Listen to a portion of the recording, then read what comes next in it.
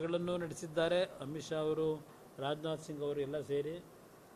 ಅದರ ಜೊತೆಗೆ ವಿಶೇಷವಾಗಿ ಪ್ರಧಾನಮಂತ್ರಿಗಳು ವೈಯಕ್ತಿಕವಾಗಿ ಎಲ್ಲ ಲೋಕಸಭಾ ಸದಸ್ಯರುಗಳಿಗೆ ಪತ್ರವನ್ನು ಬರೆದು ಎಲ್ಲರೂ ಈ ಒಂದು ಮಹಿಳಾ ಮೀಸಲಾತಿಗೆ ಬೆಂಬಲವನ್ನು ಕೊಡಬೇಕು. ಯಾವುದೇ ರೀತಿಯ ಘರ್ಷಣೆಗಳ ಅವಶ್ಯಕತೆ ಇಲ್ಲ. ಇವತ್ತು ಮಹಿಳೆಯರ ಒಂದು ಮುಂದಿನ ದಿನಗಳಲ್ಲಿ ನಮ್ಮ ದೇಶದಲ್ಲಿ ಈಗಾಗಲೇ ಹಲವಾರು ರಂಗದಲ್ಲಿ ಮಹಿಳೆಯರು ಸಹ ಇವತ್ತು ಪುರುಷರಿಗಿಂತ ನಾವೇನು ಹಿಂದೆ ಇಲ್ಲ ಅಂತಕ್ಕಂಥದ್ದನ್ನು ಸಾಬೀತು ಮಾಡ್ಕೊಂಡಿದ್ದಾರೆ. ಅದರ ಜೊತೆಗೆ ಬಹುಶಃ ಈ ಮಹಿಳಾ ಮೀಸಲಾತಿಯ ಬಗ್ಗೆ ದೇಶದಲ್ಲಿ, ರಾಜ್ಯದಲ್ಲಿ ಧ್ವನಿ ಎತ್ತಂಥದ್ದು ದೇವೇಗೌಡರು ಪ್ರಥಮ ಬಾರಿಗೆ. ನರಸಿಂಹರಾವ್ ಅವರು ಪ್ರಧಾನಮಂತ್ರಿಗಳಿದ್ದಾಗ ನಮ್ಮ ಇಲ್ಲಿಯ ಸಚಿವರೇನಿದ್ದರು ಲೀಲಾದೇವಿ ಆರ್ ಪ್ರಸಾದ್ ಅವರು ಮತ್ತು ಅವ್ರ ಜೊತೆಯಲ್ಲಿ ಒಂದು 25 ಜನರ ನಿಯೋಗವನ್ನು ಸಹ ದೆಹಲಿಗೆ ಕಳಿಸಿದರು. ನರಸಿಂಹರಾವ್ ಅವ್ರನ್ನ ಭೇಟಿ ಮಾಡಿ, ಅವತ್ತಿನ ಪ್ರಧಾನಮಂತ್ರಿಗಳನ್ನು ಭೇಟಿ ಮಾಡಿ ಮಹಿಳೆಯರಿಗೆ 33% ಮೀಸಲಾತಿಯನ್ನು ಕೊಡಬೇಕು ಅಂತಕ್ಕಂಥ ಮನವಿ ಸಲ್ಲಿಸಿದರು. ಅದಕ್ಕಿಂತ ಮೊದಲೇ ಇವರು ಮುಖ್ಯಮಂತ್ರಿಗಳಾಗಿ ಕರ್ನಾಟಕ ರಾಜ್ಯದಲ್ಲಿ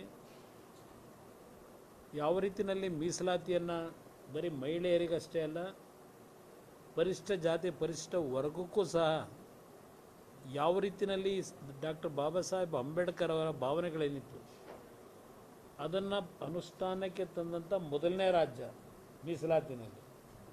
ಅದರ ಸಂಪೂರ್ಣವಾದಂಥ ಕೀರ್ತಿ ದೇವೇಗೌಡರಿಗೆ ಸಲ್ಲಬೇಕಾದ್ರು.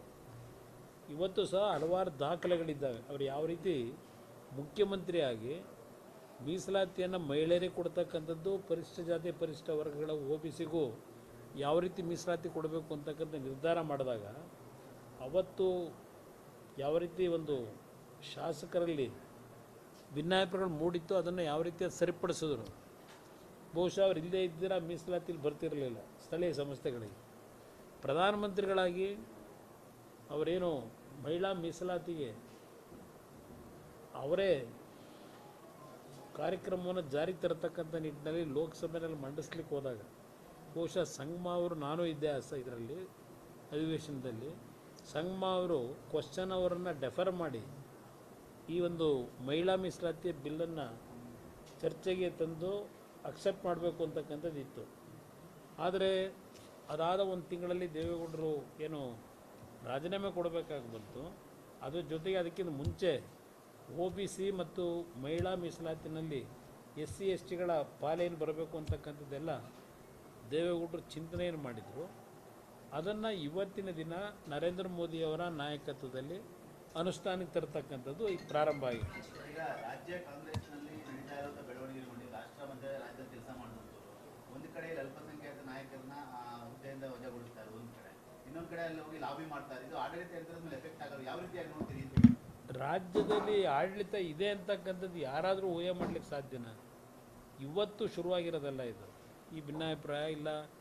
ಒಂದು ಸಮಾಜದ ಮೇಲೆ ಈಗ ಕೆಲವು ಶಿಸ್ತಿನ ಕ್ರಮ ತೆಗೆದುಕೊಳ್ತಾ ಇರತಕ್ಕಂಥದ್ದು ಏನಿದೆ, ಕಳೆದ 3 ವರ್ಷದಿಂದ ನಡೀತಾ ಇದೆ ಈ ಸಂಘರ್ಷ. ಮುಖ್ಯಮಂತ್ರಿಯ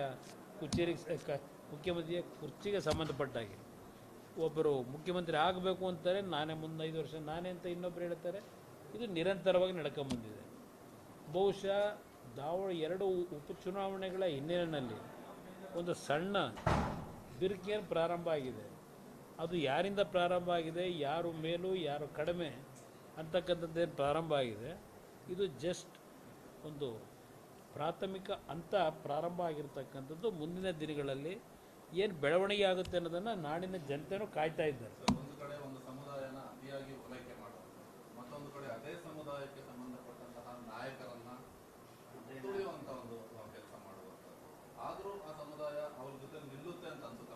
ನಾನು ನೋಡೋಣ, ಈಗ ನಡೀತಿರ್ತಕ್ಕಂಥ ಬೆಳವಣಿಗೆ ನೋಡಿದಾಗ ಯಾವುದೇ ಸಮುದಾಯದ ಬೆಂಬಲ ಒಂದು ಪಕ್ಷಕ್ಕೆ ಪರ್ಮನೆಂಟ್ ಆಗಿರುತ್ತೆ ಅನ್ನೋದನ್ನು ಹೇಳೋಕ್ಕಾಗಲ್ಲ. ಈಗ ಉದಾಹರಣೆಗೆ ಬಾಬ್ರಿ ಮಸೀದಿ ಹೊಡೆದ್ರು, ಆ ಸಂದರ್ಭದಲ್ಲಿ ಕಾಂಗ್ರೆಸ್ನ ಸಂಪೂರ್ಣ ತಿರಸ್ಕಾರ ಮಾಡಿದ್ರು ನಾಡಿನ ದೇಶದ ಜನತೆ. 140 ಸೀಟಿಗೆ ಬಂತು. ಆ ಸಂದರ್ಭದಲ್ಲಿ ಯಾವ್ಯಾವ ಪಕ್ಷಗಳಿಗೆ ಅವರು ಬೆಂಬಲ ಮಾಡಿದ್ರು ಇದೆಲ್ಲ ನಮ್ಮ ಇತಿಹಾಸ ಇದೆ. ಅದರಿಂದ ಯಾವುದೇ ಪಕ್ಷಗಳಿಗೆ ಯಾವುದೇ ಸಮುದಾಯ ಪರ್ಮನೆಂಟಾಗಿ ಇರ್ತಾರೆ ಅಂತಕ್ಕಂಥ ಹೇಳೋಕ್ಕಾಗಲ್ಲ. ಇವತ್ತಿನ ಈಗಿನ ಬೆಳವಣಿಗೆಗಳು ಮುಂದೆ ಏನಾಗುತ್ತೆ ಅನ್ನೋದು ಕಾದು ನೋಡೋಣ. ಯಾರ್ದು ಭವಿಷ್ಯ ಮುಗಿದೋಗಿದೆ ಅಂದರೆ ನಾನು ಹೇಳಿದಂಥದ್ದು ಬ್ರದರ್, ರಾಜಕೀಯ ಭವಿಷ್ಯ ಮುಗಿದೋಗಿದೆ ಅಂತಲ್ಲ. ಇವತ್ತು ನಾಡನ್ನು ಆಳಬೇಕಾದ್ರೆ ಎಲ್ಲ ರೀತಿಯ ಸಾಮರ್ಥ್ಯತೆಯೂ ಬೇಕು, ಆರೋಗ್ಯವಾಗಿರಬೇಕು.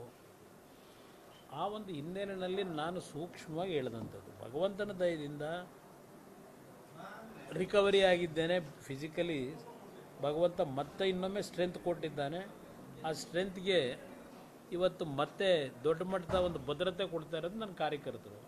ಮುಂದೆ ನೋಡೋಣ ಏನೇನಾಗುತ್ತೆ. ಸಿದ್ದರಾಮಯ್ಯನವರು ಪದೇ ಪದೇ ಹೇಳ್ತಾ ಇರ್ತಾರೆ, ಈಗಲೂ ನಾವೇ ಅಧಿಕಾರಿ, ಮುಂದಕ್ಕೂ ನಾವೇ ಅಧಿಕಾರಿ ಬರ್ತೀವಿ ಅಂತ ಹೇಳಿ. ಅದು ಮುಂದೆ ಗೊತ್ತಾಗುತ್ತದೆ. ಭಾಳ ಜನ ಹಿಂದೆನೋ ಭಾಳ ಜನ ಅದನ್ನೇ ಹೇಳಿದ್ದಾರೆ.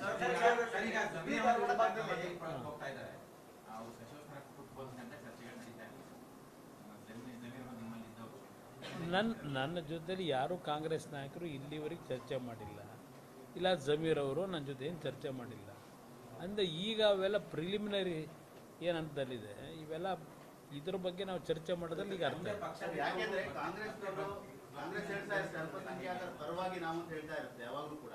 ಇವತ್ತೇ ನಡೆದಿರುವಂತ ನಿನ್ನೆ ಮೊನ್ನೆ ನಡೆದಿರುವಂತ ಬೆಳವಣಿಗೆಗಳು ನೋಡಿದ್ರೆ ಕೇವಲ ಓಟ್ಗೋಸ್ಕರ ಅದನ್ನು ಬಳಕೆ ಆಗ್ತಾ ಇದೆ ಅನ್ನೋ ಚರ್ಚೆ. ನಾನಂತೂ ಯಾವುದೇ ಒಂದು ಬೆಳವಣಿಗೆಗಳಲ್ಲಿ ನನ್ನ ಸ್ವಾರ್ಥಕ್ಕೋಸ್ಕರವಾಗಿ ಯಾವುದೇ ರೀತಿಯ ತೀರ್ಮಾನಗಳನ್ನು ಮಾಡ್ತಕ್ಕಂಥದ್ರಲ್ಲಿ ನಾನು ತೀರ್ಮಾನಕ್ಕೆ ಬರಲ್ಲ. ನನಗದು ಸ್ವಾರ್ಥ ಇಲ್ಲ. ನನಗೆ ರಾಜ್ಯ ಮುಖ್ಯ. ರಾಜ್ಯದಲ್ಲಿ ಒಂದು ಉತ್ತಮವಾದ ಸರ್ಕಾರ ತರಬೇಕು. ಈ ರಾಜ್ಯ ಇಡೀ ದೇಶದಲ್ಲಿ ಮಾದರಿ ರಾಜ್ಯವಾಗಿ ಆಡಳಿತದಲ್ಲಿ ಮುಂದೆ ಈ ನಾಡಿನಲ್ಲಿ ಕಾಣಬೇಕು ಮತ್ತೊಮ್ಮೆ ನಾವು. ಅದು ನನ್ನ ಮೂಲ ಉದ್ದೇಶ ಇದೆ. ಆ ನಿಟ್ಟಲ್ಲಿ ನನ್ನ ಕೆಲಸ ನಡೀತದೆ. ಇಲ್ಲ, ಅದು ಯಾವುದು ರಾಜ್ಯಸಭಾದ ನಮ್ಮ ಮುಂದೆ ಯಾವುದು ಬಂದು ಇಲ್ಲ. ನಮಗೆ ನಾವು ಯಾರ ಮುಂದೆ ಅರ್ಜಿನೇ ಆಗದೆ ಇದ್ದಾಗ ವಿರೋಧ ಮಾಡೋದೇನು ಬಂದು ಇಲ್ಲ. ಯಾವ ಕೆಲವು ಪತ್ರಿಕೆಗಳಲ್ಲಿ ನೋಡಿದ್ದೀನಿ, ಅದರ ಬಗ್ಗೆ ಯಾರೂ ಚರ್ಚೆ ಮಾಡಿಲ್ಲ. ದೇವೇಗೌಡರ ಹೆಸರನ್ನ ನಾವು ಮಾಧ್ಯಮದಲ್ಲೋ ಇಲ್ಲ ಇನ್ನೊಂದು ರೀತಿಯಲ್ಲಿ ಈ ವಯಸ್ಸಿನಲ್ಲಿ ಮುಂದ್ಬಿಟ್ಟು ಅವರಿಗೆ ಅಗೌರವ ತರ್ತಕ್ಕಂಥದ್ದು ಬೇಡ ಅನ್ನೋದು ನನ್ನ. ಅದೆಲ್ಲ ಸರಿಯಾಗುತ್ತೆ, ಅವೆಲ್ಲ ಏನು ತೊಂದರೆ ಇಲ್ಲ, ಸರಿ ಮಾಡೋಣ. ಸಣ್ಣ ಪುಟ್ಟ ಸಮಸ್ಯೆ ಇದೆ, ಸರಿಪಡಿಸ್ತೀವಿ. ನಿರುದ್ಯೋಗಿಗಳು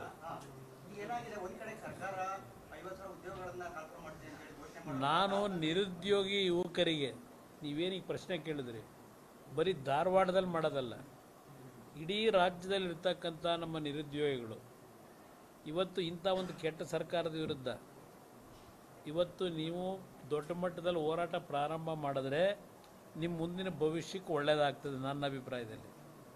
ನಾನು ರಾಜಕೀಯಕ್ಕೋಸ್ಕರ ಇದು ಹೇಳ್ತಿಲ್ಲ. ಇವತ್ತು ನನ್ನ ಹತ್ರ ಬರ್ತಕ್ಕಂಥ ಪ್ರತಿನಿತ್ಯ ಒಂದು 10,000 ಅರ್ಜಿ ಇದೆ ನನ್ನ ಹತ್ರ ಕೆಲಸ ಕೇಳ್ಕೊಂಬರೋರು. ಎಲ್ಲೆಲ್ಲಿ ಸಾಧ್ಯವೋ ಇವತ್ತು ಅವ್ರಿಗೆ ಕೆಲಸ ಕೊಡಿಸ್ಲಿಕ್ಕೆ ಪ್ರಯತ್ನ ಪಡ್ತಾ ಇದ್ದೀನಿ. ಆದರೆ ಇವತ್ತು ಈ ಸರ್ಕಾರ ಏನು 70,000 60,000 ತುಂಬ್ತೀವಿ ಅಂತ ಹೇಳಿದಾರಲ್ಲ, ಯಾವುದು ಪ್ರಕ್ರಿಯೆಗಳು ನಡೀತಿಲ್ಲ. ಇವತ್ತು ಆ KPSC ಪತ್ರಿಕೆಗಳು ಪ್ರತಿನಿತ್ಯ ಬರೀತೀರಿ. ಯಾರಿಂದ ತಪ್ಪಾಗಿದೆ? ತಪ್ಪಾದವ್ರನ್ನ ಬಿಟ್ಟುಬಿಟ್ಟಿದ್ದೀರಿ. ತಪ್ಪು ಮಾಡಿದವ್ರನ್ನ, ತಪ್ಪು ಮಾಡದೇ ಇದ್ದವ್ರನ್ನ ಮಾಡ್ತಾಯಿದ್ದೀರಿ. ಅದನ್ನು ಪ್ರೊಜೆಕ್ಷನ್ ಕೊಡ್ತಾ ಇದ್ದೀರಿ. ಇದು ನಾನು ಗಮನಿಸ್ತಾ ಇದ್ದೇನೆ. ಇವತ್ತು ಇದೇ ಸಿದ್ದರಾಮಯ್ಯನವರು 2011 ಆ ಲಿಸ್ಟನ್ನು ಕ್ಯಾನ್ಸಲ್ ಮಾಡೋದಲ್ಲ, ಆಯ್ಕೆ ಆದಂಥವ್ರನ್ನ ಆಮೇಲೆ ಅದನ್ನು ಮತ್ತೆ ತಗೊಳ್ಳೇಬೇಕಾಯಿತು. ಮತ್ತು ಆಯ್ಕೆ ಆಗದೇ ಇದ್ದಂಥವ್ರಿಗೆ ನೇರವಾಗಿ ನೇಮಕಾತಿ ಮಾಡ್ತಾರೆ ಇದೇ ಸಿದ್ದರಾಮಯ್ಯ ಸರ್ಕಾರ. ಅವ್ರು ಆಮೇಲೆ ಮಾಡಿದ್ರಲ್ಲ ರೀಡೂ ಮಾಡಿ, ಆ ರೀಡೋಗೆ ಉಡುಗಡೆ ಕೊಟ್ಟರಲ್ಲ ಒಬ್ಬರಿಗೆ, ಬೀದಿಲಿ ಕೋಟ್ಯಾಂತರ ರೂಪಾಯಿ ಒಂದೊಂದು ಈ KPSC ಪೋಸ್ಟ್ಗೆ ದೊಡ್ಡ ಮಟ್ಟದ ವ್ಯಾಪಾರ ನಡೀತು. ಯಾರೂ ಅದನ್ನು ಬರೆಯಲ್ಲ. ಒಬ್ಬ ವ್ಯಕ್ತಿನ ಗುರಿ ಇಟ್ಟು ಇದು ನಡೀತಾ ಇದೆ ಪ್ರತಿನಿತ್ಯ. ಒಂದು ಹಿಂಸೆ ಕೊಡಲಿಕ್ಕೂ ಒಂದು ಇತಿಮಿತಿ ಇದೆ ನನ್ನ ಅಭಿಪ್ರಾಯದಲ್ಲಿ. ಏನು ಮಾಡಿದ್ದಾರೆ ಸಿದ್ದರಾಮಯ್ಯನವರೀಗ ಅದು ಸರಿಪಡಿಸ್ಲಿಕ್ಕೆ? 18 ಜನ ಮೆಂಬರ್ಸು, 18 ಜನ ಮೆಂಬರ್ಸ್ ಮಾಡಿ ಅದರಿಂದ ಉತ್ತಮವಾದಂಥ ರೀತಿಯಲ್ಲಿ ಆಯ್ಕೆ ಆಗುತ್ತಾ? ಈ ಸರ್ಕಾರ ಬಂದ ನಂತರ KPSC ಇರೋದು ಪ್ರತಿ ವರ್ಷ ಸರ್ಕಾರದ ಹುದ್ದೆಗಳಿಗೆ ಏನು ಖಾಲಿ ಇದೆ ಆ ಖಾಲಿ ಹುದ್ದೆ ತುಂಬತಕ್ಕಂಥದ್ದು KPSC ಕೆಲಸ.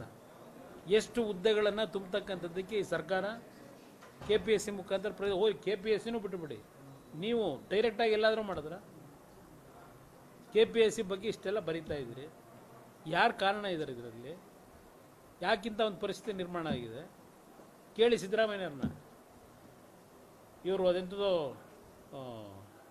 ಕಮಿಟಿ ರಿಪೋರ್ಟ್ನ ಜಾರಿಗೆ ತರ್ತೀವಿ ಅಂದ್ರಲ್ಲ, ಯಾವುದೋ ಛೋಟಾ ಕಮಿಟಿನೋ ಯಾವುದೋ ಕಮಿಟಿ, ಅದೆಂತ ಮರ್ತುಬಿಟ್ಟೆ ಹೆಸರನ್ನ. ಇವತ್ತು ಎಲ್ಲಿಗೆ ತಂದರು, ಏನು ಮಾಡಿದ್ದಾರೆ, ಏನು ಕ್ಲೀನ್ ಮಾಡಿದ್ರು? ಕ್ಲೀನ್ ಮಾಡ್ತೀವಿ ಅಂತ ಹೇಳಿದ್ರು 13ರಲ್ಲಿ. ಕ್ಲೀನ್ ಮಾಡೋದಿರಲಿ, ತಗೊಂಡೋಗಿ ಕಾಸೋದು ಗೊಬ್ಬರ ತುಂಬಿದಂಗೆ ತುಂಬಿದ್ರು ಈಗ. ಅದರಿಂದ ನಮ್ಮ ನಿರುದ್ಯೋಗಿ ಯುವಕರಿಗೆ ಹೇಳೋದು, ಈ ರಾಜ್ಯದಲ್ಲಿ ಒಂದು ಪಾರದರ್ಶಕವಾದಂಥ ಆಡಳಿತ ಬರಬೇಕು ಅನ್ನೋದಿದ್ದರೆ ಎದ್ದೇಳಿ. ಬರೀ ಧಾರವಾಡದಲ್ಲಿ ರೈತರು ನಮ್ಮ ಯುವಕರು ಪ್ರತಿಭಟನೆ ಮಾಡಿದ್ರೆ ಸಾಲದು.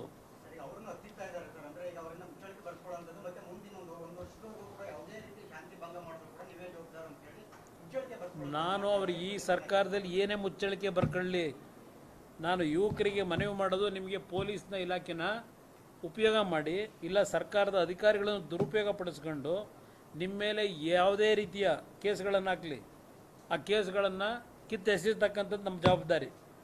ನಮ್ಮ ಯುವಕರು ನೀವು ರೆಡಿಯಾಗಿ, ಇಂಥ ಕೆಟ್ಟ ಸರ್ಕಾರ ಈ ರಾಜ್ಯದ ಒದ್ದು ಹೊರಗೆ ಹಾಕ್ಲಿಕ್ಕೆ ನಾನು ಕೇಳೋದು ಮನವಿ ಅಷ್ಟೇ.